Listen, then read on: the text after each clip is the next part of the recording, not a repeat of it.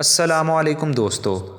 عاجزی و انکساری ایک طالب علم کے مزاج کی خصوصیت ہونی چاہیے، کیونکہ تکبر انسان کو علم سے دور کر دیتا ہے، جبکہ عاجزی و انکساری انسان کو علم کی طرف راغب کرتے ہیں۔ امام بغوی رحمۃ اللہ علیہ فرماتے ہیں کہ میں ایک مرتبہ قاضی شریک رحمۃ اللہ علیہ کی خدمت میں بیٹھا ہوا تھا کہ ان کے پاس خلیفہ مہدی کا بیٹا آیا اور آ کر ٹیک لگا کر بیٹھ گیا اور امام بغوی سے ایک حدیث کے بارے میں پوچھنے لگا۔ آپ نے اس کی طرف کوئی توجہ نہیں کی۔ اس نے دوبارہ پوچھا، آپ نے پھر بھی کوئی توجہ نہیں کی۔ اب اس لڑکے کے ذہن میں یہ زعم اور گمان تھا کہ میں تو خلیفہ کا بیٹا ہوں، ایسا کیسے ہو سکتا ہے کہ میں کچھ پوچھوں اور امام جواب نہ دیں، میں سوال کروں اور امام مجھے بتائیں نہ، میں پوچھنا چاہوں اور امام میری طرف توجہ بھی نہ کریں۔ تو وہ کہنے لگا، آپ خلفاء کی اولاد کی توہین کرتے ہیں۔ آپ نے فرمایا، یہ بات نہیں، اصل بات یہ ہے کہ میں علم کی ناقدری نہیں کرتا، میں علم کا احترام کرتا ہوں۔ اب اس بات سے شہزادہ سمجھ گیا اور گھٹنے ٹیک کر حدیث کے بارے میں پوچھنے لگا۔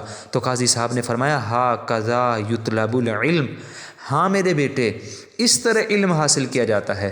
تکبر کے ساتھ استادوں کے سامنے بیٹھ کر علم پوچھنا، اس کا مطلب یہ ہے کہ یہ انسان علم کا سوال ہی نہیں بلکہ یہ کسی اور طلب کے لیے آیا ہے۔ علم حاصل کرنے کے لیے انسان کے مزاج میں عاجزی و انکساری ہونی چاہیے، نہ صرف انسان کے مزاج میں بلکہ اس کے اعمال سے بھی عاجزی جھلکنی چاہیے۔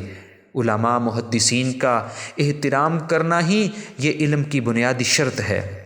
اور سلاطین اسلام کے دل میں علم و فضل کی کیا منزلت تھی، اس کا اندازہ اس واقعے سے لگائیے کہ ایک مرتبہ خلیفہ معتضد ایک عالم دین کے ہاتھ میں ہاتھ ڈالے اپنے باغ میں چہل قدمی میں مصروف تھا کہ ایک دم سے اس نے اپنا ہاتھ کھینچ لیا۔ جب اس عالم نے دریافت کیا کہ خلیفہ صاحب کیا معاملہ ہے، آپ نے اس طرح سے یک لخت اپنا ہاتھ پیچھے کیوں کھینچ لیا؟